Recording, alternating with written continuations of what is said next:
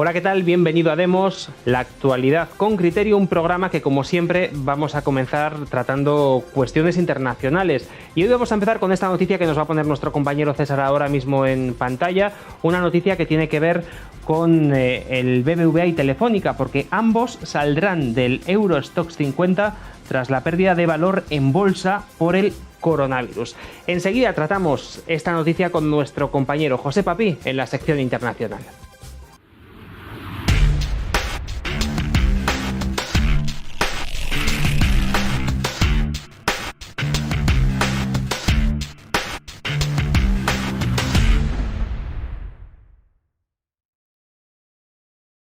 Saludamos ya en nuestra sección internacional a José Papí, empresario y experto en Unión Europea. José, ¿qué tal? Muy buenas tardes.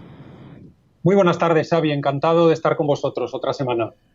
Bueno, pues al inicio del programa comentaba yo esta noticia que ahora mismo nos va a poner nuestro compañero César en imágenes. El Telefónica y el BBVA salen del Euro Stoxx 50 tras la pérdida de valor. Recordamos que habían estado allí desde que se creó este índice y que su salida se va a hacer efectiva el próximo 18 de septiembre. Para que nos hagamos una idea de los datos, la Teleco se ha devaluado un 45,6% desde enero, lo que ha dejado su cotización en poco más de 17.300 millones de euros, algo por encima de los 16.400 millones aproximadamente que vale el banco liderado por Carlos Torres, tras dejarse por el camino un 47,8% de su valoración. Estamos hablando, José, de caídas importantes que se producen, curiosamente, y lo digo evidentemente con ironía, en empresas españolas cuando estamos viendo que otros países europeos ya empiezan a formar esa V de la que tanto se nos habló en España y que todavía no vemos en casa. Desde luego, y es que la España de los aplausos y la España de contar el número de contagios, pues claro, trae estas consecuencias. La España que espera a que el dinero europeo le rescate como único plan económico en la mente, pues claro, este tipo de cosas son normales que pasen. Entonces, como tú muy bien dices, ya hay países que, se puede decir coloquialmente, que ya están vacilando, ¿no?, de lo pronunciada que es su recuperación en V. Por ejemplo, los alemanes ya lo están cantando Urbi et Orbi. Y bueno, en esta situación pues nos encontramos a una España que, en fin, que está recogiendo lo que ha sembrado, ¿no? Una España que, según datos del propio gobierno español, en el mes de julio ha tenido un 75% menos de visitantes extranjeros y un 79% menos de ingresos derivados del turismo internacional de lo que es habitual en un mes de julio.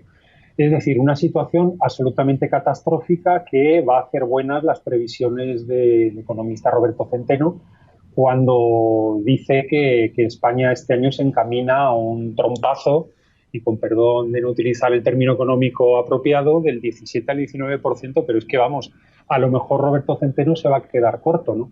Y bueno, últimamente, en las últimas semanas, como ya hemos dicho en programas anteriores, pues hemos vuelto a ser portada de la prensa internacional y bueno, hemos sido portada fundamentalmente por cosas malas, ¿no?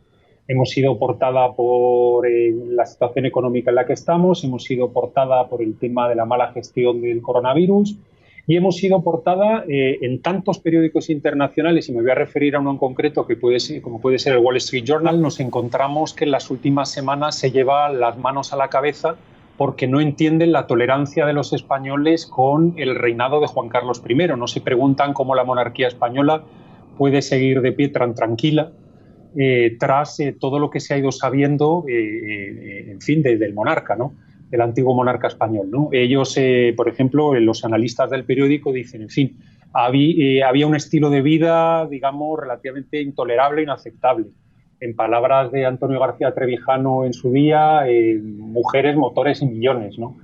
Se llevan las manos a la cabeza en cómo termina, digamos, su reinado, con elefantes, caídas, disparos, amantes y tantas cosas, ¿no? También les sorprende de una manera extraordinaria cómo ahora mismo la opinión pública española se traga tranquilamente que Juan Carlos I se vaya a vivir a un país como pueden ser los Emiratos Árabes Unidos, donde no es que haya exactamente un respeto a los derechos humanos como el que, digamos, debería imperar en Occidente, ¿no? Y bueno, todos estos factores, digamos, los analistas vuelven siempre al punto de salida, que es decir, ¿cómo es posible que los españoles traguen tanto?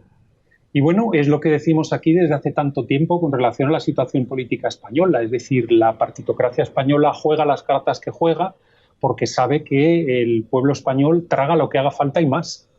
Y que con un poquito de telediario, un poquito de virus, un poquito de fútbol, pues bueno, se pueden ir manejando una serie de corrientes subterráneas que son las que a uno le interesan, ¿no? La corriente subterránea de convertir a España en un Estado federal, la corriente subterránea de todos unidos para recibir las ayudas y las subvenciones de Bruselas y otras muchas más corrientes subterráneas que nos van colando y que van pasando. Y bueno, digamos que ahora mismo un periódico que yo considero que es la referencia mundial en el periodismo, no es que el periodismo mundial sea lo mejor del mundo, ¿no? Esto sería un poco una incongruencia, pero en fin, el periodismo mundial da para lo que da y es lo mejor o lo único que tenemos en este mundo, ¿no? Me estoy riendo al hablar de esta forma, pero con lo que nos encontramos es que, bueno, ese periódico de cabecera tan importante que digamos que marida y equilibra el progresismo y el liberalismo a nivel internacional, se pregunta cómo es posible que los españoles traguen con tanto. Y, en fin, ahí te lo dejo. España, digamos, ya sabemos que vamos a pasar de un veranito azul a un otoño muy complicado y a un invierno pues todavía más negro, ¿no? En eso estamos, Xavi. Pues preguntas que nos vienen a la cabeza, siguiendo un poco el hilo de lo que estabas comentando, ¿cómo es posible que un país que vive del turismo, cuando llega un político y te dice que qué bien que nos hayan cerrado las fronteras para que no venga nadie y la gente se quede tan tranquila por el miedo al virus, pues bueno, es otra de las muchas cosas que tampoco se pueden entender con una mente racional. Por cierto, hablando de cerrar fronteras, creo, José, que hay un lío importante en la Unión Europea, ¿no? Por aquello de vetos de unos países a otros países para que los ciudadanos no puedan moverse dentro del espacio Schengen, ¿no? Desde luego, y bueno, ahora mismo ha llegado el momento de romper tantos libros de texto, ¿no? Tantos libros de texto de másteres, tantos libros de texto de formaciones universitarias y no universitarias, ¿no? Donde se presentaba la Unión Europea como una realidad, ¿no? La Unión Europea es lo que es un proyecto, es una alianza, una cooperación internacional, en lo financiero, en lo económico, en lo comercial, en lo aduanero, en tantas cosas, pero no es una realidad. Y es que a la primera vez que se han puesto las cosas complicadas, pues vemos que cada uno tira por su interés. Bueno, y ahí me debes decir, ¿no? Me tengo que contradecir. Ya se pusieron complicadas con una Unión Europea ya formada, por ejemplo, con la guerra de Yugoslavia. Y los intereses económicos de cada uno de los distintos países europeos, en aquel momento una Francia y una Alemania que no tenían tan claro lo de ser amigos, llevaron a que tuviera que venir el tío Sam americano otra vez a rescatarnos por tercera vez en un siglo, ¿no?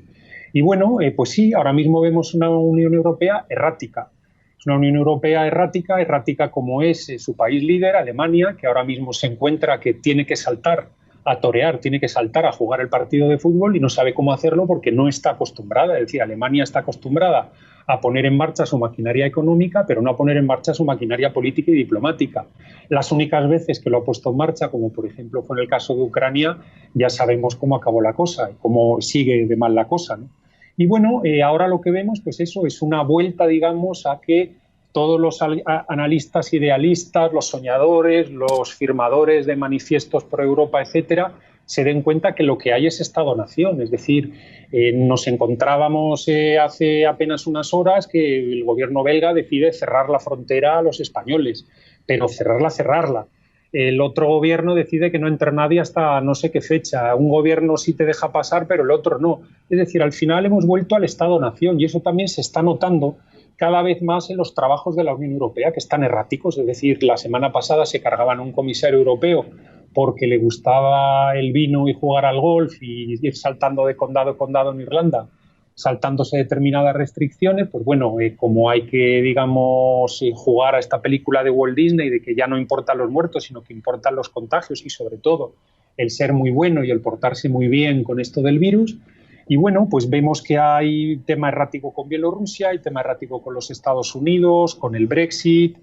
Nos vemos a los alemanes descaradamente, ¿no? Porque notan que no hay una cierta coordinación, no diré control, sino una cierta coordinación desde Bruselas, y nos encontramos pues que directamente Peter Altmaier, el ministro de Economía alemán, ya dice directamente en Europa con el Brexit haremos tal. Es decir, ya no habla en el nombre de Alemania, ya habla directamente en el nombre de Europa. El otro día el ministro de Asuntos Exteriores alemán, que estaba con el ministro de Asuntos Exteriores chino, dijo: en Europa queremos llevarnos bien con vosotros. Es decir, ellos ya hablan directamente como Europa.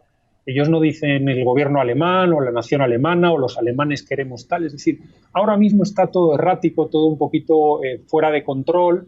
Estamos en una presidencia del Consejo, quiero decir coloquialmente una presidencia de la Unión de Alemania, y vamos a ver cómo acaba todo esto. Yo lo que le vuelvo a recordar a los de los aplausos es que hubo demasiados aplausos y es muy raro que con tantos aplausos nos hayamos olvidado de que el día 7, el día 11 y el día 18 de septiembre hay reuniones para ver si los aplausos se convierten en realidad o se transforman en lloros. Es decir, todavía no están cerrados los paquetes de ayudas, todavía no están cerrados los detalles, todavía no están cerradas las transferencias y esto va a llevar mucho tiempo, ¿no? Entonces, en un tablero mundial que se está recolocando totalmente, pues lo que nos encontramos es que, pues la Unión Europea está errática, no coordina ya nada, ni siquiera coordina lo franco-alemán, que era lo que coordinaba en su día y con una serie de estados palmeros, como podía ser el Estado español, para conseguir esa compra de la deuda pública española al final de cada fin de mes. Y ahora mismo cada país está pues haciendo su pequeña guerrita. Nosotros sencillamente jugamos una sola carta. Es como salir al partido de fútbol y la única estrategia que tenemos es que yo me desmarque, me pasen un balón y aporte a García marque, ¿no? Pero no tengo ni desmarques, ni pases, ni compañeros que me están ayudando, ni nada. Aquí sencillamente hay una sola jugada, que es la jugada de que nos rescaten desde Europa por pena penita, y no hay nada más en la mesa. A eso estamos esperando. Hay muchas reuniones con empresarios, hay mucho demagogo de la demoscopia, ¿no? Poniendo en la boca de nuestros políticos lemas, arrimemos el hombro, no sé qué, no sé cuánto, pues muchas palabras muy bonitas, pero no se ven respuestas tecnócratas, ¿no? Que son las que suelen hacer falta en estas ocasiones, si es que un país es algo cobarde. Y si fuera un país de raza, pues habría respuestas políticas, ¿no? Respuestas fuertes, con carácter, respuestas que molestarían a algunas personas, pero no tenemos ni la respuesta de raza ni la respuesta tecnócrata, ¿no? Simplemente tenemos, pues como estáis mostrando en las imágenes, pues un señor que se mira a una cámara, va a un curso de comunicación y mueve así los brazos, los mueve mucho y pone las manos así juntas y hace así y levanta un poquito el tal y hace así, como para dar seguridad. ¿Veis esos movimientos que estoy imitando yo ahora a Pedro Sánchez, ¿no? Que todo esto se aprende, se hace y poco más. Pero el tema es que si estos movimientos estuvieran acompañados por algún tipo de mensaje de profundidad o de cargas de profundidad o finalmente de medidas de gobierno, digamos, no de políticas, como dicen por ahí, sino de medidas de gobierno que fueran serias y que fueran tirando para adelante, pero lo que nos encontramos es con lo de siempre. Vamos a darle pena penita a Europa, a ver qué es lo que nos cae, a ver si podemos tirar para adelante. Y el problema es que la pobre Unión Europea está como está hecha unos zorros, pues porque cada país está tirando a su interés.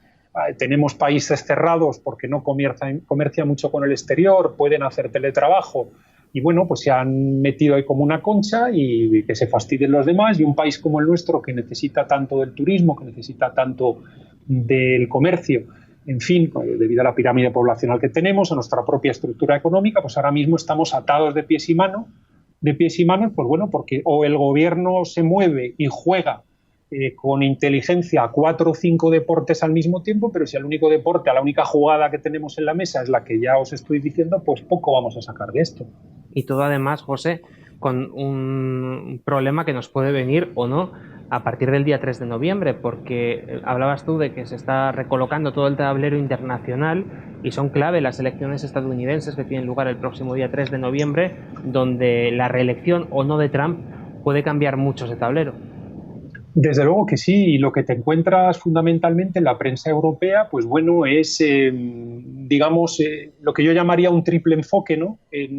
La prensa lo veo como un bufón, o lo ve como un Putin autoritario, o lo ven como a la voz, como dicen allí, de los deplorables, ¿no? Como decía Hillary Clinton, ¿no? De los votantes de Trump, ¿no? La voz de aquellos que normalmente no están en política porque se dedican a dejarse una barba larga y cogerse una escopeta, o a no pagar impuestos, o a ser gente pues muy rara y muy extraña que en el fondo no tiene la elegancia suficiente como para participar en política. Pues se ven que estos son los 3 mensajes, ¿no? Que, por ejemplo, un semanario diario ya tan importante como es político en su versión europea, pues los artículos de opinión que le dedican a Trump son esto, ¿no? Y bueno, va a haber, es decir, ahora mismo incluso la propia prensa prodemócrata se está dando cuenta que Trump está cortando distancia con Biden. Los republicanos llevan tiempo diciendo que en sus encuestas internas, debido a cómo las manipula la CNN, el New York Times y los otros medios que se suelen cortar y pegar aquí por parte de la prensa europea, ya hablaban de que los republicanos, de que ellos veían 1 o 2 puntos de diferencia. Ahora mismo ya la propia prensa demócrata ya habla de que la distancia es de 5 puntos, de 3 puntos, de 2 puntos. Es decir, están sacando ya a Biden del agujero, es decir, lo tenían allí en una especie de teleprompter, ¿no? Como se dice, y perdonad por el uso del anglicismo, donde él leía mensajes y le hacían preguntas edulcoradas que él había estado recitando así como temas, ¿no?, de un opositor durante varios días antes de que se las preguntaran y él las respondiera para no confundirse. Y claro, lo están teniendo que sacar de la guarida porque no hay manera, digamos, se están dando cuenta de que pueda con Trump, un Trump que ya está empezando a hacer campaña, un Trump que estaba ocupado de gestionar la crisis económica, que le había caído encima, de gestionar la crisis sanitaria, pero ahora mismo Trump ya ha dicho, bueno, ya tenemos nuestra convención, salgo a jugar la partida y me empiezo a mover, empiezo a viajar, empiezo a hacer eso que llaman allí rallies, ¿no?, los mítines en Norteamérica. Y bueno, todo eso ya ha empezado y lo que se veía directamente es que los demócratas han tenido que cambiar instantáneamente, automáticamente, la estrategia que tenían en la cabeza.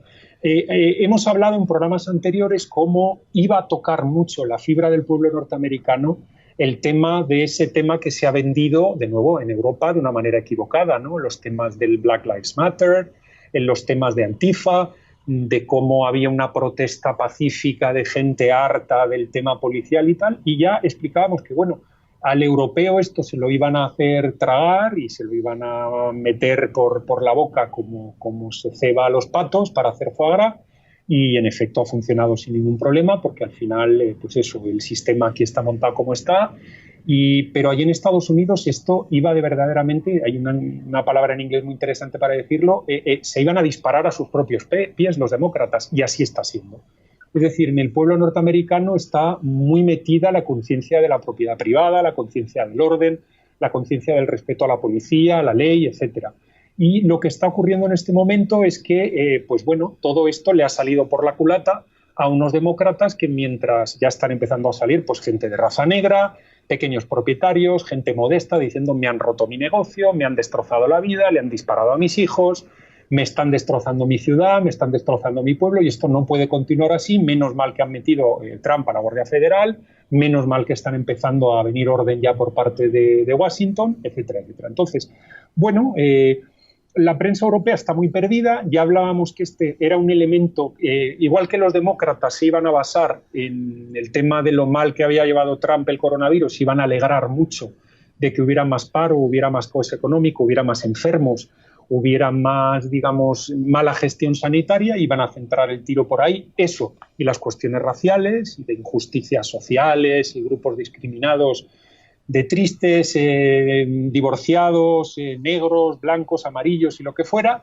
Y, sin embargo, decíamos como el Partido Republicano se iba a centrar en el tema de ¿qué queréis? ¿El caos o el orden? ¿Queréis propiedad privada o el caos? Y entonces eso está funcionando bien de momento en la campaña republicana, y lo que estamos viendo es ya como inmediatamente, por ejemplo, todos los, como dicen un poco desde los medios de derecha norteamericanos, los gestores que llevan a Biden, ¿no? Ya hablábamos en semanas pasadas como, bueno, es que ya en los propios análisis de bolsa, los bancos ya dicen que Kamala Harris es una tapada, bien para ponerse ya de presidente, o ya tiene el Partido Demócrata otro tapado, otra tapada, que lo van a sacar en algún momento dado para sustituir a este hombre, porque este hombre no está bien, ¿no? Entonces, en fin, en Europa estamos despistados. Trump, ¿qué noticias he escuchado? Pues que si Trump es un tarado, que si Trump dice que los policías que no controlan una situación cuando dos atracadores se vuelven locos, pues son como jugadores de golf que han embocado mal al hoyo y temas así. Bueno, pues todo este tipo de chiflas y de chufas, ¿no?, que van saliendo. Y bueno, pues esa es la imagen que se vende, y mientras tanto, pues el pueblo americano pues puede ser, y digamos que yo me llego a mojar a volver a decir que va a haber una sorpresa en noviembre, y la sorpresa, digamos, es que una persona que quiere reorganizar el tablero internacional, que ha dado un paso atrás a los Estados Unidos como policía del mundo. Esto está chocando a mucha gente, es decir, eso ha envalentonado a los chinos, tiene erráticos a los alemanes, es decir, están pasando cosas tremendas que no han pasado en 500 años, es decir, que la potencia más fuerte decida dar un paso atrás porque le sale de las narices teniendo el poder de mantenerse como policía mundial. Bueno, pues hay una serie de situaciones que están cambiando el tablero. Nos encontramos como, por ejemplo, pues ahora mismo los británicos están viniendo arriba. ¿Por qué? Porque, total, el palo que les iba a venir ya con el tema del Brexit a corto plazo, que esto se sabía que les iba a venir y no hay estudio económico que no lo dijera, y ellos poniendo la esperanza en que a medio plazo se iban a recuperar, pues este palo ya total, como ya les ha caído encima con el Brexit, pero les ha caído al tiempo con el virus. Y digamos, pues los británicos han dicho, pues pelillos a la mar, ya que estamos mal, pues vamos a pegarnos el atragantón de golpe y para adelante. Pero si un Trump vuelve a ser reelegido en noviembre, vamos a ver cómo ese eje atlantista que viene por el norte y al que probablemente se podrían unir los países escandinavos, pues va a ser todavía otro foco de tensión, digamos, muy importante a lo que es la Unión Europea de hoy. Yo ya he leído, incluso en medios pro Unión Europea, como se llega a decir que veremos si se llega a tener el presupuesto comunitario aprobado para el mes de diciembre. Esto que los de los aplausos, vamos, los de los aplausos les dolían las manos, habían hecho daños en las manos de tanto aplaudir en el mes de julio, ¿no? Y ahora mismo yo creo que se llegará a un acuerdo con mucho más control por parte de los países ricos. Ya hemos visto cómo, pues bueno, lo que ha conseguido España en el fondo es alargar, si es que todo al final acaba firmándose y acaba confirmándose. Lo que va a conseguir España es alargar la agonía 2 o 3 años, pero ahora mismo bajo un control férreo que va a llevar que en 2 o 3 años nos tengamos que volver a hacer la pregunta que no nos estamos haciendo ahora, que es la pregunta: estructuralmente España no es viable como país, en lo económico no es viable. Entonces hay que volverse a hacer esa pregunta dentro de 3 años en lugar de hacérnosla ahora. Los británicos han optado por otro enfoque, que es el que estoy diciendo. Ellos han dicho, queremos cambiar digamos, el enfoque, la viabilidad en nuestro país, el proyecto, digamos, que tenemos en lo económico, vamos a hacerlo de golpe, vamos a atragantarnos y salimos de esta, ¿no? En España ahora mismo pues hemos ganado en la UBI 2 o 3 años, pero nos van a tener que quitar el respirador y a ver qué es lo que pasa. Entonces, bueno, son tiempos interesantes en el mundo, en Europa, en España, tiempos de cambio, los procesos políticos están aceleradísimos. Yo como persona que me ha fascinado este mundo desde primeros de los 90, son ya muchos años siguiendo estos procesos y antes se podían ver venir con 2-3 años de tiempo. Las cosas iban a paso tortuga, a trote cochinero, como se dice coloquialmente, y ahora mismo vemos que todos estos procesos se han acelerado de una manera pero radical. Es una aceleración que uno se vuelve y dobla la cabeza un ratito y después de 2 meses no reconoce el tablero ni sabe qué han empezado a hacer los jugadores, ¿no? Está todo yendo a una velocidad extraordinaria y bueno, es un momento fascinante. Lamentable que en España lo tengamos que ver desde el banquillo, jugando en un equipo de segunda división, sin poder salir al campo a luchar, y lo único que estamos es teniendo la esperanza, digamos, de que nos saquen a jugar 2 o 3 minutos y que nos renueven el año que viene para poder seguir teniendo el sueldo en la mesa, ¿no? Poco más contribuimos ahora mismo al partido internacional que hay en ciernes. Pues veremos cómo evoluciona todo este tablero internacional, lo seguiremos comentando en Demos. José, nos vemos la semana que viene, estarás con mi compañero Jesús Murciego, pero bueno, aquí estará la sección internacional como siempre. Bueno, un placer y encantado y bueno, hasta la semana que viene o hasta cuando queráis.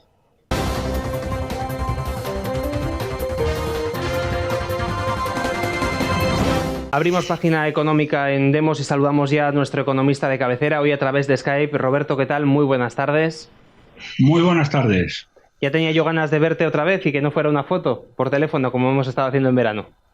Bueno, seguro en la foto estaba mucho mejor, así que no sé qué decirte. En cualquier caso, vuelves de las vacaciones, te vemos ya moreno, con una sonrisa, con alegría, que así es como hay que afrontar un año que en lo económico nos viene complicado. Hablábamos a micrófono cerrado de unas manifestaciones que había hecho el presidente del gobierno, Pedro Sánchez, precisamente sobre la economía, y lo cierto es que escucharle es inaudito. Yo ya no sé cómo calificar lo que dice este hombre. Bueno, la verdad es que no existe, ni ha existido jamás en el mundo civilizado un presidente de gobierno que sea a la vez un narcisista de manual, un mentiroso compulsivo y un traidor a su patria, como lo es Pedro Sánchez, encaramado al poder con el apoyo de aquellos que desean la destrucción de la nación española. Realmente esta semana ha hecho varias declaraciones. La más importante, que es la que ha tenido con los 35 presidentes de las 35 empresas que constituyen el IBEX, es decir, las mayores empresas de España por cotización bursátil. Este no es conocido, pero teniendo en cuenta lo que después ha dicho a distintos medios de comunicación, es bastante fácil el averiguarlo.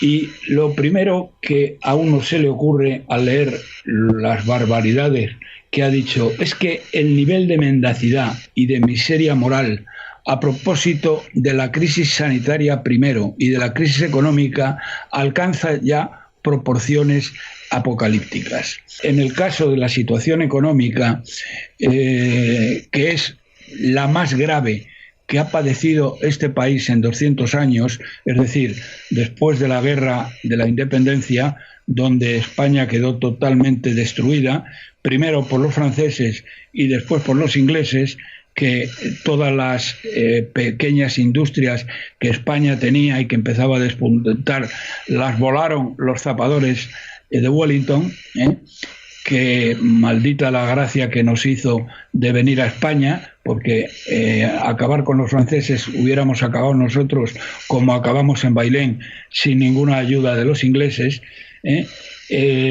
Pues desde esa época tenemos la situación más grave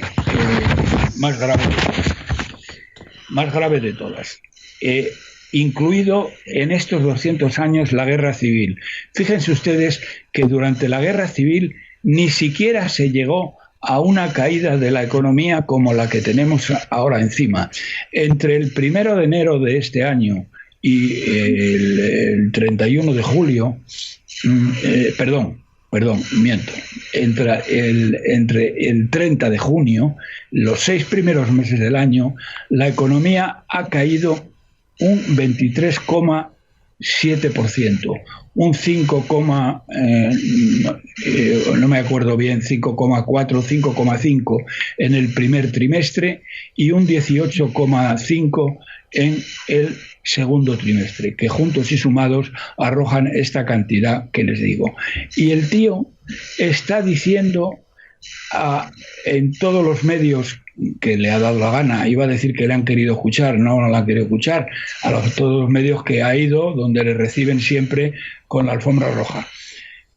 Y dice las mayores barbaridades del mundo y los entrevistadores no dicen, se les queda cara de palo y no dicen ni pío. Roberto, perdón, en este punto, perdón por la interrupción, pero es claro, los 15 millones que les dio a todos los medios de comunicación españoles, entiendo que habrán hecho también algo para que ocurra esto que nos cuentas. Bueno, pero no solo fueron 15 millones, ojalá hubieran sido 15 millones. 15 millones fue en dinero contante y sonante, porque sí, porque tiro porque me toca. Pero después ha venido la parte gorda, que ha sido la publicidad institucional. Y la publicidad institucional se han llevado 100 millones. Así que no son 15, sino 115, lo que se han llevado estos medios. Así se explica que Piqueras, que no sé cómo le da vergüenza en Telecinco, cuando le hizo una entrevista gloriosa porque había conseguido 140 millones de euros en Europa, que es muchísimo menos, que es la mitad de lo que dijo que iba a conseguir, que es mucho menos de lo que consiguió Italia, porque Italia consiguió 37 millones más que nosotros, entre otras razones porque el presidente del gobierno italiano se molestó en pelearlo, pero ya lo comenté aquí, y no sé si lo habéis comentado algún día con Papí, en Bruselas le llamaban el sin papeles, iba a las reuniones sin un papel, se cruzaba de brazos mientras los demás, y los demás eran la señora Merkel, el señor Macron, tenían los papeles encima y no paraban de hacer números. Este estaba con los brazos cruzados, sonriente, enseñando los dientes con esta sonrisa profident y sin leer nada, sin escribir nada, sin hacer un puñetero cálculo. Verdaderamente de vergüenza. Bueno, pues como decía, le entrevistaron en Telecinco, Piqueras, y dijo que había conseguido nada más y nada menos, porque es que se le va la olla en cosas verdaderamente brutales. Brutales. Dijo que había conseguido el 60% del PIB de España. El 60% del PIB de España son 800 millones de euros. Perdón, 800.000 millones de euros, no 140.000. Bueno, pues dijo que había conseguido el 60% del PIB de España y se quedó tan fresco, y el otro con cara de palo, que probablemente ni siquiera se enteró de lo que decía, como ahora, que cuando ha vuelto de esto tiene menos importancia, pero demuestra la ignorancia oceánica de este tío, que le da igual Juana que su hermana. Dijo que agradecía mucho a las personas del Coto de Doñana en esta maravillosa costa mediterránea, cuando están en el Atlántico. O sea, Doñana está en el Atlántico y el tío hablaba de la costa mediterránea. Bueno, pues esto es igual que el tema de que había conseguido la mitad, el 60% del PIB. Bien. La primera entrevista, de la cual yo por lo menos no lo he visto, la tuvo con los 35 presidentes del IBEX. Fue la primera y, bueno, yo entiendo que los presidentes del IBEX estaban obligados a ir, por muchas razones, aunque solamente fuera por educación.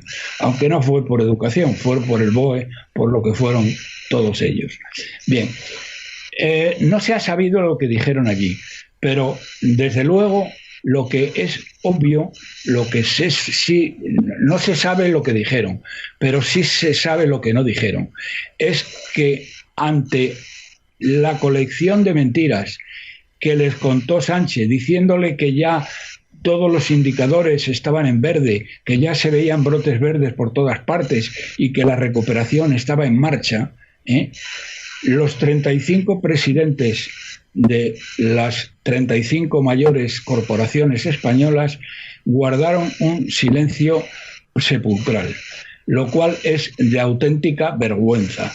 No sé si llegaron a aplaudir, que tampoco me extrañaría, Espero que no tuvieran la miseria moral y la desvergüenza de aplaudirle después de decir esta colección de sandeces y de mentiras que no hay por dónde cogerla. Porque claro, los españoles no lo saben o no hacen por saberlo, porque escuchan las emisoras, digamos, sobre todo las televisiones de gran audiencia, y no escuchan aquellas otras de menor audiencia donde sí se dice la verdad.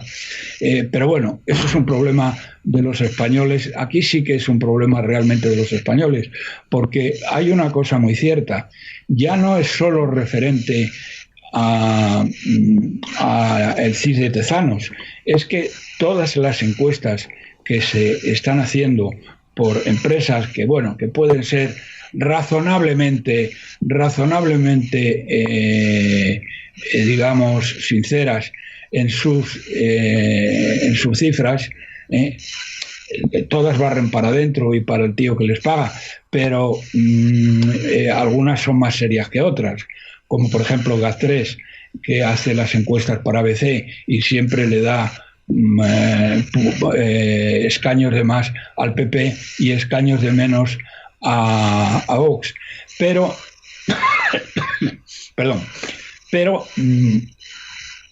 en todas ellas el Partido Socialista es el que más votos, el que más escaños saca, incluso en estas encuestas como la de GAT3 que me estoy refiriendo, no la de Tezanos, la de Tezanos es de coña marinera, pero es que sigue sacando más escaños que los siguientes, lo cual es inaudito, es increíble. Pero luego después viene la parte económica. Que ahora diga este personaje siniestro que ya están viendo los brotes verdes y que estamos en el buen camino de la salida de la crisis, es inaudito. Porque es que fíjense, las cifras que les voy a dar. Tenemos casi 5 millones de parados y subiendo. Hemos tenido un desplome, lo decía al principio, del PIB del 23,7%, que es el doble de la media de la OCDE. Es decir, este tío habla de brotes verdes cuando la caída del PIB es más que dobla la media de la OCDE. Ha destruido 132.000 empresas. Y este psicópata afirma que hay brotes verdes por todas partes. Hoy hemos, mejor dicho, vamos a ver, estoy hablando de el miércoles pasado. El miércoles pasado se conocieron las cifras de paro registrado. Bueno, sobre las cifras de paro registrado tengo que decir, una vez más, lo digo siempre, ningún economista serio de este país las tiene en cuenta para nada, porque son cifras que están ultra mega manipuladas. Las únicas cifras válidas, hasta cierto punto, pero es lo mejor que tenemos, son las cifras de la EPA, que tienen 400 o 500, entre 400 y 500.000 parados más que las cifras de paro registrado. Por tanto, el que Plumillas o hablen de las cifras de paro registrado como si fueran cifras verdaderas, verdaderamente no hay por dónde cogerlo. Bien, pero entrando no ya en la suma de los parados, que eran como 3,8 millones, cuando en realidad son 4,3, 4,4 millones según la EPA. Bien, quitando eso, podía uno ver si ha subido, ha bajado, y la cifra en la que se ha fijado toda la gente, o la mayor parte de la gente y la mayor parte de los tertulianos, es la cifra de lo que ha, en este caso, se ha incrementado el paro registrado, que son 30.000 personas, lo cual es una cifra irrelevante, porque da lo mismo 30.000 para arriba que 30.000 para abajo, que si hubieran creado 30.000, pues si hubieran reducido el paro en 30.000 personas, o que hubiera subido, que es lo que ha ocurrido. Pero, sin embargo, hay una cifra que algún medio sí la ha tenido en cuenta, particularmente Carlos Sánchez en El Confidencial, que es la verdaderamente clave y la verdaderamente importante, que es lo que ha ocurrido el día 31 de agosto. El día 31 de agosto fue lunes y era el último día del mes de agosto. Digo que es lunes para enfatizar que era día laborable y por lo tanto sus cifras son perfectamente válidas. Bueno, ¿sabéis lo que ha ocurrido en esta España que se está en esta España que se está recuperando? Que se han perdido 331.142 afiliaciones a la Seguridad Social, que así como el paro registrado no sirve para nada, las afiliaciones a la Seguridad Social sí son más serias y son cifras que significan algo, no como las del paro registrado, que no significan nada. Bueno, pues ¿esto qué significa? Significa que el último mes, el último día de agosto, los empresarios despidieron a 331.000 personas, lo cual significa, es decir, había 331.000 cotizantes menos en la Seguridad Social, lo cual significa que los empresarios están viendo unas expectativas dantescas, porque esta cifra es 3 veces más que la cifra, ha sido el día más negro de la historia de la Seguridad Social española. 331.000 en plenos brotes verdes, según este canalla miserable de Sánchez. Luego, después, para que tengan una idea, es que el tema ha alcanzado unos límites increíbles. En los 6 primeros meses de este año, mejor dicho, no, en el segundo trimestre de este año, solamente están trabajando 3 de cada 10 personas. Es decir, que 3 personas solo tienen que dar de comer a 10, y no a sus hijos, sino a los enchufados, a los parados, a los ERTES, en fin, a toda esta gente, bueno, y a los jubilados, naturalmente. 3 personas de cada 10 trabajan. Fíjense ustedes cuál es la situación. Y luego una última cifra para que vean el desastre que tenemos encima. La inversión extranjera ha caído en los 6 primeros meses un 64,2%. Está produciéndose una fuga de capitales verdaderamente espectacular. Bueno, y esto es lo que puedo decir de la situación económica, y que, a pesar de todo, no para de decir que está viendo brotes verdes. Porque esto se me había olvidado. A los 35 del IBEX sí que les dijo una cosa, que él va a estar gobernando España 40 meses, como 2 o 2 son 4. Y ya se puede hundir el país, que él va a seguir gobernando los próximos 40 meses. O sea, eso para que vean lo que piensa. El problema, de todas maneras, es que la situación, no solo la situación económica que he mencionado, sino otra que no he mencionado, que es que nos hemos endeudado en los 6 primeros meses de este año, nos hemos endeudado en 100.000 millones de euros. Nos vamos a endeudar en el semestre en el que estamos, el segundo semestre del año, una cantidad similar a esa, y el año que viene, el año 21 y el año 22, nos vamos a tener que endeudar en 500.000 millones de euros entre deuda vencida, que hay que refinanciar porque no podemos devolver deuda, y deuda nueva. Y en estos 2 años, que sepamos, vamos a recibir solo 140.000 millones de euros de la Unión Europea. Así que fíjense que en este momento ya la relación entre la deuda y el PIB es del 115%, del 115%. Era el 95% a final de año. Ahora es del 115%. Y dentro de... y esto me estoy refiriendo a la deuda según protocolo de déficit excesivo, que no recoge toda la deuda, porque si vamos a la deuda total, estamos en el 140% del PIB. ¿Esto qué significa? Significa que España va a suspender pagos, y esto es lo único que impedirá que este canalla miserable, traidor de Sánchez, siga 40 meses, como les dijo a los 35 del IBEX, siga 40 meses en la Moncloa. Sí, Roberto, te quería hacer una pregunta respecto a los ERTES, porque nos has comentado que tenemos a 3 españoles trabajando para dar de comer a 10, ¿no? Esa era la proporción que nos dabas en el programa. Por lo tanto, claro, si están hablando de alargar los ERTES hasta diciembre, que se pagan evidentemente con dinero público. Recuerdo también que la semana pasada hablábamos de otros 23.000 millones, si no me equivoco con la cifra, que nos llegaban de préstamo para pagar los ERTES. Es que la suspensión de pagos, de la que hemos estado hablando muchísimas veces, se va a dar, no sé en cuánto tiempo, pero parece que va a ser relativamente inminente, ¿no? Yo creo que en el primer semestre del año que viene. Esa sería mi mejor previsión. Primer semestre del año que viene, España tiene que suspender pagos o tiene que ser rescatada.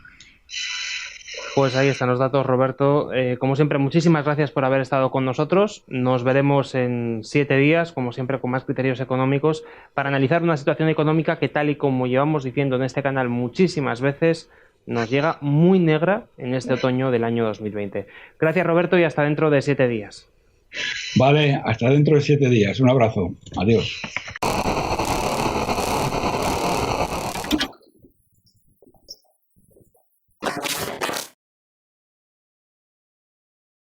Comenzamos la tertulia con criterio y saludamos ya a nuestros 2 colaboradores. En primer lugar, a José Luis Escobar. José Luis, muy buenas tardes. Hola, buenas tardes de nuevo. Gracias por invitarme. Y Vicente Ferrer, desde el Caribe. Muy buenas tardes. ¿Qué tal, amigos? Aquí desde Cartagena de Indias. ¿Cómo estáis? Pues hoy vamos a tratar dos cuestiones en esta tertulia. La primera de ellas tiene que ver con el tema del que acabamos de hablar ahora mismo con Roberto Centeno, el discurso de Pedro Sánchez ante los magnates del IBEX 35.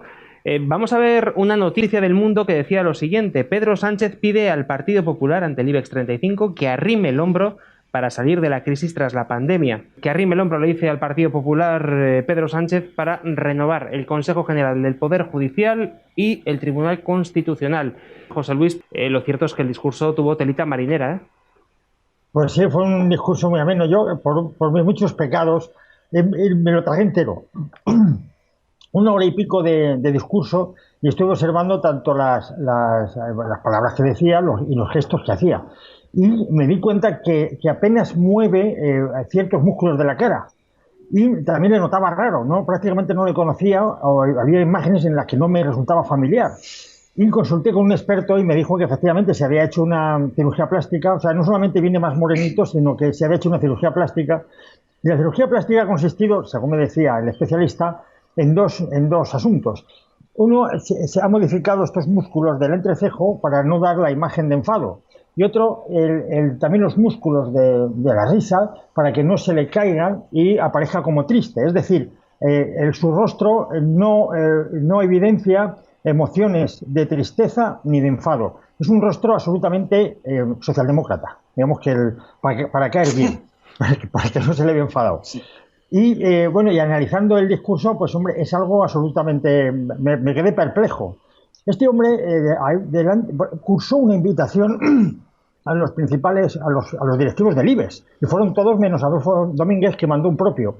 Y yo no me imagino la cara pues, el presidente de Telefónica o el presidente del BBV o del Banco Santander ante el discurso, que empieza diciendo, dice, no siempre elegimos las circunstancias en las que hemos de vivir, sino que son las circunstancias las que nos obligan a elegir. Este fue el leitmotiv, es la espina dorsal del discurso. Es decir, que nosotros no elegimos las circunstancias y somos nosotros los que elegimos ante las circunstancias. Es decir, nosotros no elegimos si mañana va a llover o si nacemos en el siglo XXI o en el XVIII a.C. Tampoco podemos elegir si mañana va a haber un terremoto o si va a hacer sol. Entonces, nosotros lo que podemos hacer es elegir una vez que nos den esas condiciones. Este es el pensamiento de este hombre, con su gesto. De socialdemócrata, pues ya no puede poner otro gesto, no puede poner un gesto como el de Pablo Iglesias, por ejemplo, de enfadado. Esta es la caleta de sí mismo. Bueno, pues concluía diciendo que nada más se puede vencer al virus, porque hay una batalla enorme ahora entre el virus, que es el malo, y nosotros, que somos los buenos, y solamente les podemos vencer si nos unimos todos. Y para unirnos es preciso que nos unamos frente con nuestras instituciones. Dijo que había que fortalecer las instituciones y unirnos todos a ellas. Bueno, esto, y pide además que no sea que a pesar de ser de izquierdas o de derechas, o a pesar de la ideología que tenga cada uno, todos nos tenemos que unir junto a las instituciones. Esto me recuerda a Franco. Es decir, cuando Franco era muy mayor ya y se veía que iba a fallecer, siempre se decía qué pasará después de Franco. Y los franquistas siempre decían, Franco morirá, pero pervivirán las instituciones. Pues esto es lo que dice Pedro Sánchez. Y terminó el discurso diciendo que si España quiere, España puede, y solo faltó gritar viva España, arriba España, y todos los del IBEX gritando Franco, Franco, Franco. Fíjate, José Luis, ahora que estabas comentando esta última intervención, ¿no? Al final, si todos se juntan, evidentemente va a quedar un único partido, ¿no? Un partido que va a englobar todo lo bello y bonito que tiene España, y haciendo referencia también a las instituciones, ¿no? Podríamos considerar esa frase también que dijo un conocido italiano: todo en el Estado, nada fuera del Estado. Vicente, ¿cuál es tu criterio respecto a este discurso de Pedro Sánchez del pasado lunes? Pues sí, que me suena ese italiano. Ese italiano me suena y nos suena a todos, pero desde luego siguiendo, bueno, primero gracias Xavi por invitarme y bueno, tener el honor, como siempre, el privilegio de compartir con José Luis, ¿no?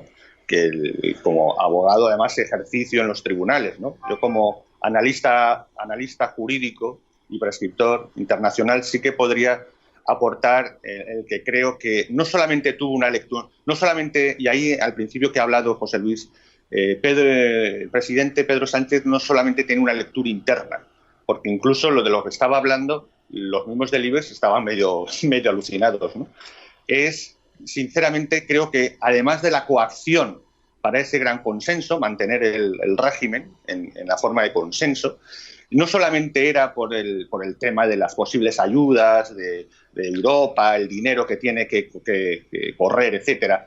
No, hablaba también del tema institucional. Y ahí, desde el punto de vista exterior, y para alguien que analiza, por ejemplo, en negocios jurídicos internacionales o prescripción y tal, creo que trataba de transmitir también al exterior la imagen de que va a seguir habiendo seguridad jurídica y que lo principal del poder económico está con él.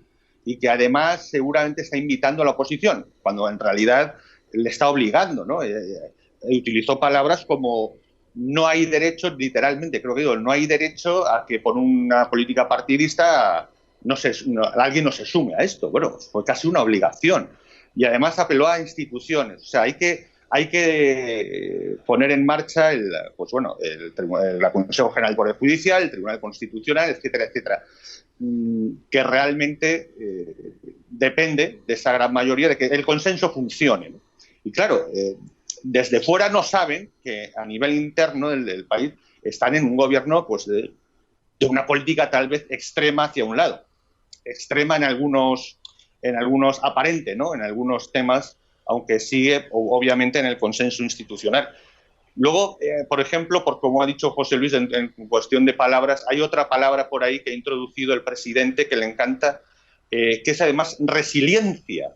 Resiliencia, que es un anglicismo como un piano, que además no tiene mucho sentido, de resilience, y además, claro, no tiene claro en qué sentido, porque puede ser o adaptación a una situación que de pronto sobrevenida, o rebote, o sea, recuperar la misma posición o el mismo carácter o la misma textura antes de algo que ha intervenido en ese objeto, ¿no? Entonces, ¿de qué está hablando? ¿Está hablando de que es un rebote o que para que se vuelva a poner a la misma posición, o de una adaptación a una nueva realidad, ¿no? O sea, ni siquiera podemos advertir, bueno, ya tenemos la experiencia del famoso trillón, ¿no? Dijo trillón el tío, sin despeinarse, ¿no? Con absoluta seguridad de tomar el pelo a todos los catetos que no saben, pues claro, no es imposible que él no lo sepa, no es posible. Entonces, ¿qué es trillón anglosajón y qué es un trillón del sistema métrico decimal? Aquí emplea otra vez anglicismos en esa línea. Entonces, pues bien, es decir, lo que podemos decir es que no solamente habla en clave institucional de volver al consenso, de obligar a volver al consenso, y como muy bien ha dicho José Luis, integrarlo todo en el Estado, ¿verdad? Todo en el Estado y nada fuera del Estado, y todo lo demás son funciones, y claro, tienen que ponerse en marcha esas funciones que están paralizadas, sino además un mensaje el exterior que yo creo que cualquiera que mire un poco no creo que sea muy leve. Quiero decir, vale, ese mensaje pues suena a eso. No sé hasta qué punto son conscientes de la imagen que pueden dar, ¿no?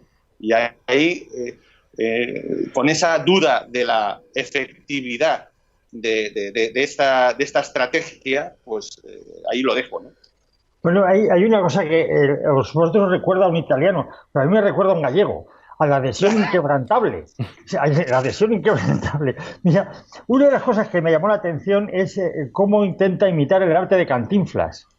Cantinflas era un genio del lenguaje. Decía aquello, por ejemplo, las letras no son iguales entre sí, porque unas son diferentes a las otras y las otras son distintas a todas las demás. Eso decía Cantinflas, que era un genio del lenguaje. Pero este individuo, en ese acto en el que estaba presente toda la casta, estaba representada toda la casta, es decir, desde Pablo Iglesias hasta el presidente de Telefónica, pasando por todos los presidentes de los bancos, dijo lo siguiente: somos una única humanidad. Atención, somos una única humanidad. Si el virus no hace distinciones entre seres humanos, pues tampoco los seres humanos tenemos que dividirnos en la lucha contra el virus. Esto es una copia, pero muy degenerada, de Cantinflas, del genio de Cantinflas. O también le soltó lo siguiente: empatizar O sea, tenemos la obligación de empatizar con la demanda de seguridad y también con la ausencia de incertidumbre. Esto ya es un Cantinflas un poco más perfeccionado. Pero luego les metió el pensamiento mágico. Si nosotros queremos, nosotros podemos, que es aquello de saldremos más fuertes. Me suena sí se puede también, ¿eh? José Luis, sí ¿tiene algo que ver con el sí se puede que se hizo famoso hace unos años con Pablo Iglesias y compañía? Seguro, y el título de la conferencia es España puede. Yo me imagino al presidente de Repsol, por ejemplo, que es así un tío, se parece un tío serio en las fotos, ¿eh? Yo me imagino recibiendo una invitación del presidente del gobierno y dice, mira, que el presidente del gobierno nos va a indicar una conferencia que se titula España puede. Y que tenga ahí el hombre allí y aplaudir al final, porque lo humillante de todo esto, lo humillante de toda la casta, es que todos los representantes de la casta aplaudieron calurosamente al presidente del gobierno. Naturalmente porque estaban pensando en el dinero que va a venir de Europa y les tiene que caer algo. Claro. Y el presidente ahí abusando de ellos, abusando de ese servicio. A mí me recordaba mucho al papel de las felatrices en el Imperio egipcio. Las felatrices eran estas mujeres que se pintaban los labios de rojo y, bueno, pues tenían muy buena fama entonces. Luego ya en el Imperio Romano los felatos fueron tachados de indignos y no podían ni votar ni podían representarse a sí mismos en los tribunales. Bueno, pues a mí me recordaba el papel de toda esta casta reunida en torno al presidente, me recordaba a los felatrices egipcias y a los felatos romanos. Por cierto, nos estamos tomando un poco humor, pues porque al final no nos queda más remedio, pero la verdad es que apelando a la seguridad, como está apelando el presidente, ¿verdad? Lo que nos está diciendo, si queremos un mundo más seguro, lo que está detrás de este mensaje muchas veces es, pues bueno, quizás tenemos que renunciar a ciertas cosas, ¿no? O es lo que se puede leer entre líneas a través de todos estos mensajes que nos están llegando pues en los medios de comunicación. Lo estuvimos hablando, de hecho, Vicente y yo con una médico la semana pasada. Yo recuerdo que Carlota, la médico que estuvo con nosotros, nos decía que con miedo y con culpabilidad puedes manejar a cualquier persona, y es precisamente lo que está haciendo el gobierno, y vemos cómo poquito a poco nos están colando un régimen que menos democrático va a ser de todo, Vicente. Sí, es decir, y hay que ver exactamente qué intencionalidad tendrá esto, ¿no? Yo me he preguntado, y analizándolo así desde un punto de vista, pues desde más o menos del nuestro, y también con el jurídico, a mí me da que esta medida casi va a la línea de flotación casi de los sindicatos, de los sindicatos del personal sanitario sobre todo, ¿no? Porque lo que trata de hacer en el fondo es cortar las alas de los procesos contenciosos administrativos, es decir, y mandarlos directamente a los tribunales superiores de las autonomías, ¿no? Por ejemplo, con la excusa del empleo. Creo que me da la sensación que va más por ahí que por simplemente el hecho de atajar todos estos movimientos ciudadanos que pueden estar interponiendo causas en los tribunales y tal. Y me da la sensación que lo que le preocupa en el fondo es que puedan empezar a surgir, pues incluso dentro del ámbito sanitario y del profesional, especialmente si es funcionarial, de los médicos, los sanitarios, realmente una contestación.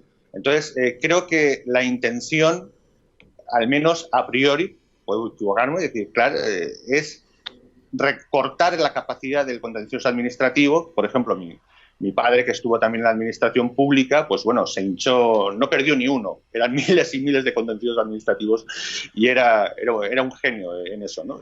Entonces, me da la sensación que va por esa línea, por la línea de acortar la capacidad realmente de contestación interna dentro del ámbito sanitario, que a lo mejor es lo que le preocupa. Le preocupa para toda la gran estrategia que sin duda está conectada a nivel internacional, porque claro, no serían incapaces de hacer otra fuera de la internacional determinada, y eso que hayan surgido médicos es algo sinceramente que creo que ni se lo esperaban, ¿no? Ni se lo esperaban, y más del ámbito sanitario o médicos. Entonces creo que tiene esa intencionalidad. En ese sentido, Vicente, tenemos esta otra noticia que teníamos también preparada para hoy, una noticia que podíamos leer en El Confidencial. El gobierno quitará a los jueces de base la decisión sobre el COVID, sí, claro, tras varios reveses. Quiere que sean los tribunales superiores de justicia de cada una de las autonomías, en lugar de los magistrados de base, quienes se ocupen de ratificar las disposiciones sobre la pandemia. Recordamos, por ejemplo, que hace unos días en Madrid tuvieron un revés importante por una serie de medidas. También algún pueblo, si no recuerdo mal, de Ciudad Real, había permitido a la población caminar por la calle sin mascarilla. Era la única zona en toda España y eran juzgados de base. Lo estuvimos comentando además con José Luis la semana pasada y vemos que esto, al final, con la excusa del coronavirus, José Luis, lo que están consiguiendo es que lo poco que podría quedar de independencia judicial y con todas las comillas que se le pueda poner, se lo están cargando también. Bueno, aquí esta noticia es mucho más grave de lo que aparenta. A ver, vamos a ver, estamos en una pandemia que se cobra vidas. Lo normal es que dejar primero la voz cantante a los científicos y que los científicos determinen qué medidas hay que tomar conforme a ciertos parámetros epidemiológicos. Lo primero es saber esa tabla. Ante cierto parámetro, por ejemplo, de mortandad por la epidemia, tal medida o tal otra. Bien, a continuación habría que legislar sobre esas medidas. Como esas medidas muchas veces van a prohibirnos, por ejemplo, deambular por la calle o nos van a prohibir salir de un pueblo a otro, pues, están vulnerando, digamos, nuestros derechos fundamentales y para organizar eso es preciso una ley orgánica. Entonces, la labor del legislativo, la labor de los diputados, la labor del ejecutivo es preparar esas leyes una vez asesorados por los científicos y remitirlas al Parlamento. Bien, ¿qué han hecho esta gente? Pues resulta que los jueces nada más se pueden... hay un solo artículo en toda la legislación española que permite tomar esta serie de medidas en la Ley de Jurisdicción Contencioso Administrativa, el 8.6, y establece que son los juzgados de lo contencioso administrativo y no los tribunales superiores de justicia los que tienen que autorizar esas medidas, ¿no? Bien. ¿Qué ocurre? Que los jueces están indefensos porque no tienen una legislación sustantiva. Es decir, ¿cuándo tienen que aplicar esas medidas o cuándo las tienen que autorizar? No lo saben y lo dejan al albur del juez. Bien, eso es una barbaridad porque ahí el juez se le está obligando a hacer la labor legislativa, mientras todos los legisladores están de vacaciones o tienen interrumpidas las sesiones. Bien, están obligando al juez a hacer funciones legislativas. Bien.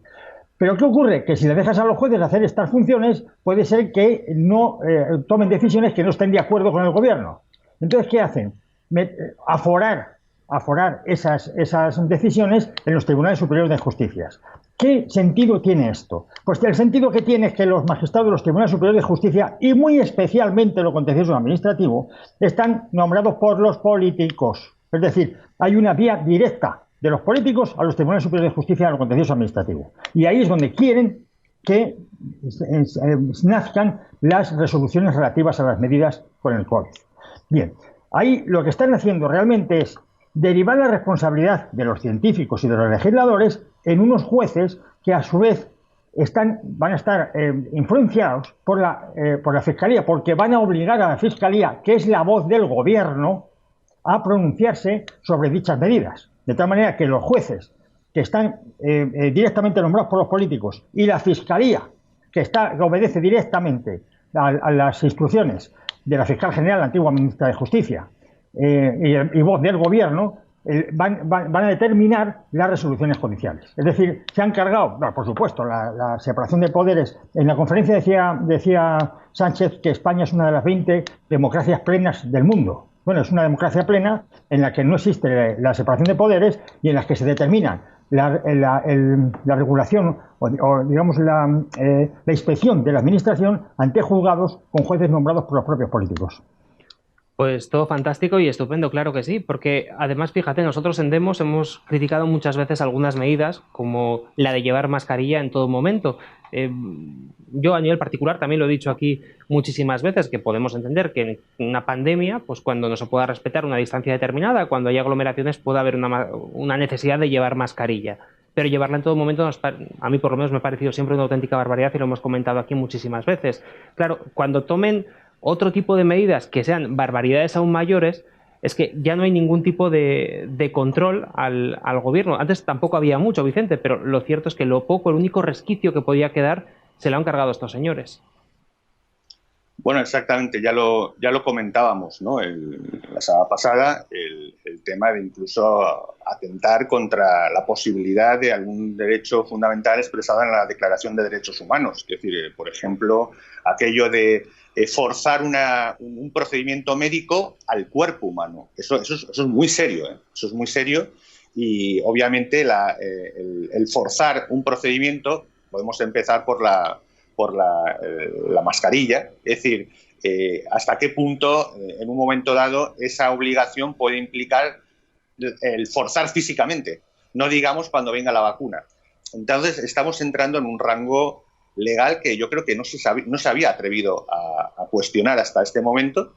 Y como muy bien ha dicho José Luis, que un poco yo creo que me he adelantado un poco, efectivamente aquí se van posicionando que los tribunales superiores de justicia autonómicos, evidentemente, como los a nivel estatal, están más condicionados por el poder político, obviamente. Entonces van recortando toda esa capacidad contenciosa administrativa, por ejemplo, interna, incluso los criterios, como el mismo José Luis ha dicho, es decir, lo normal era, incluso en cualquier régimen, que una ley de carácter médico, legal o que tuviese que ver directamente con un tema de obvia necesidad científica sólida, pues tenga que pasar por un debate realmente especializado, ¿no? Y qué extraño está pasando en este tiempo en la que prácticamente es imposible, ¿no? Se ha pasado, o sea, literalmente no se puede contrastar información científica, ¿no? Ni siquiera eso tanto que en Estados Unidos se veía polémica, oye, medir el oxígeno debajo de la mascarilla. Pues resulta que está en el 17 y lo óptimo es a partir de 20 y tantos, por ejemplo. Entonces, ¿cuántas horas puede estar alguien con mascarilla? Pues eso ni se puede plantear, es increíble, ¿no? Entonces se está cerrando siquiera el debate, siquiera a que dentro del mismo sector pues se pueden exponer la realidad científica y tratando de ir a un consenso, que ya sería el colmo del consenso al consenso, o sea, el consenso hasta la realidad. ¿Cuál es la realidad? Lo que hagamos en consenso, ¿no? Sea esta la que sea, la que tú quieras. Entonces los burros vuelan, lo que tú quieras. Mientras sea en consenso, la realidad la mide el consenso. Es peligrosísimo, evidentemente. Y evidentemente el riesgo parecía increíble, pero se está llegando a eso, ¿no? Es decir, aunque no teníamos evidentemente en esta casa mucha confianza del régimen de partidos precisamente, pero realmente parece que se están atreviendo a alcanzar, a doblar incluso los principios generales del derecho y el sistema jurídico, incluso en esa línea, ¿no? Hasta el mismo forzar hasta las mismas leyes naturales y realidad científica. Y más cuando estamos viendo que en países muy cercanos al nuestro, como por ejemplo en Francia, el uso de la mascarilla no es tan estricto como lo puede ser en España. Lo hemos comentado muchas veces que estaba limitado a unas zonas, ¿no? Por lo tanto, no estamos hablando de nada que no se pueda ver cruzando la frontera más allá, tanto para Francia como para Portugal, como incluso en países como Finlandia, donde nuestro compañero José Papi nos decía hace unos días que no han llegado a ese consenso ni siquiera los propios científicos, ¿no? En ese caso concreto de la mascarilla. En fin, no nos queda mucho tiempo, así que si os parece os dejo una última intervención a cada uno. José Luis. Bueno, yo creo que lo que se está viviendo en España es dramático. Los gobernantes que tenemos son una auténtica vergüenza. Es decir, son necios de 7 o 8 capas. Y están dirigiendo la administración de una pandemia, o administran la organización de una pandemia de una forma absolutamente desastrosa. No se puede, nosotros no solamente podemos mirar cómo se está administrando la pandemia viendo las cifras con el resto de países y comparando qué medidas han tomado esos países y qué medidas estamos tomando nosotros. Resulta que somos uno de los países con más víctimas por esta pandemia y al mismo tiempo somos uno de los países que más han endurecido las medidas contra ella. Algo absolutamente demencial. ¿Y por qué se produce esto? Porque no se adelantan a la pandemia, no se adelantan a los efectos del virus. Van siempre por detrás. ¿Y por qué van siempre por detrás? Pues van siempre por detrás porque falta un asesoramiento científico, o por lo menos hacerlos caso. Tenemos todo el mundo aquí tiene un papel en el gobierno dentro de la pandemia. Y hay uno que le ha tocado hacer el papel higiénico, que es Simón. Simón está dando unas cifras, o está dando unos datos, que son absolutamente demenciales. Si cogemos las declaraciones de Simón desde el principio, que es el que está dirigiendo aparentemente o está lavando la imagen del gobierno en esta pandemia, pues encontramos que sus declaraciones diciendo que la mascarilla es contraproducente, que no pasa nada por ir a una manifestación cuando hay una pandemia en el país declarada ya. y no sé cuántas barbaridades más. Y estamos al albur de este hombre, que en la conferencia que hay dice que va todo muy bien, excepto Madrid, que Madrid va muy mal. Y todo lo demás es paja, porque ahí ha salido también el verbo simonear, que es como cantinflear, pero en español, que es de hablar mucho y no decir nada, y justificar todo lo injustificable. Bueno, el pronóstico que tenemos de esto no es nada bueno, desde luego. Los efectos de la pandemia, tanto a nivel humano como a nivel económico, van a ser desastrosos. No solamente por la letalidad del virus, sino por la forma porque el virus en España tiene un gran aliado, que es el gobierno. Vicente, una última intervención para cerrar ya el debate.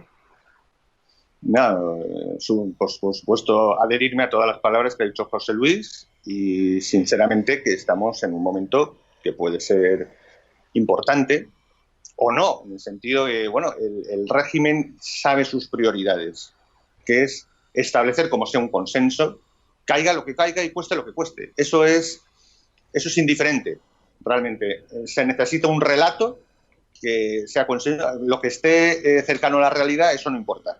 Lo importante es que sea un relato efectivo, que funcione, que haya un control de las instituciones y que vaya en la dirección que quiera. Entonces, ¿va a poder hacer este cambio el régimen en esa dirección?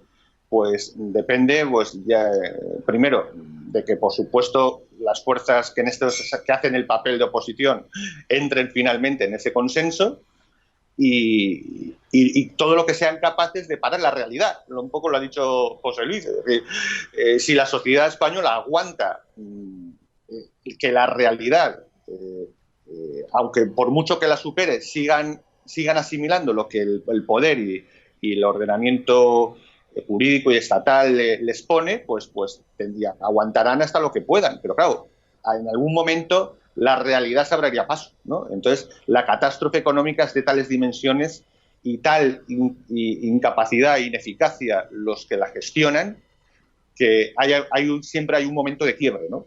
¿Cómo se producirá ese quiebre? ¿Y sabrá la sociedad civil responder debidamente a ese quiebre? Pues desgraciadamente cada vez estamos más cerca de saber la respuesta a eso, ¿no? Bueno, permíteme un apunte. Adelante. Hubo una encuesta a los chavales españoles diciéndoles que quién les gustaría que les mandara en un futuro. Un 10%, un 11% dijo que querían mandarse ellos mismos, solamente un 11%. Un 10% dijo que Messi y el otro 10% dijo que Simón.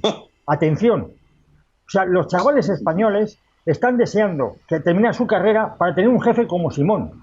Mentiroso, un tío que no tiene ideas claras en nada, un hombre que cambia de ideas cuando el poder le dice que cambie, un subordinado intelectual y moralmente a la persona que les manda, es decir, un auténtico siervo del poder. Bueno, pues los chavales nuestros están deseando terminar la carrera para ser como Simón o estar a sus órdenes. Y añado una cosa, José Luis. Hace, cuando sale de España, lo que prohíbe hacer en España. Recordamos aquella foto haciendo surf en esa playa portuguesa. No sé si la habéis visto, pero sí, lo cierto es que también fue tremenda. En fin, caballeros, José Luis, muchísimas gracias por haber estado con nosotros. Gracias, Vicente, por habernos acompañado también hoy en Demos. Y nos vemos, os iba a decir que la semana que viene, pero la semana que viene yo no estaré aquí porque me marcho una semanita de vacaciones, estaréis con Jesús Murciego, así que tendremos la hora de Demos con vosotros y por supuesto con Jesús Murciego que va a hacer las de maestro de ceremonias de este programa. Muchísimas gracias a los dos y hasta dentro de 15 días. Un abrazo, amigo. Un abrazo. Nosotros cerramos aquí el programa. Si te ha gustado el vídeo, dale al like, compártelo, síguenos en todas nuestras redes sociales y forma parte de Demos. Hazte socio de nuestra asociación y únete a nuestro canal de YouTube o si no, forma parte de nuestro Patreon para que este proyecto siga adelante. Volvemos en 7 días en la hora de Demos.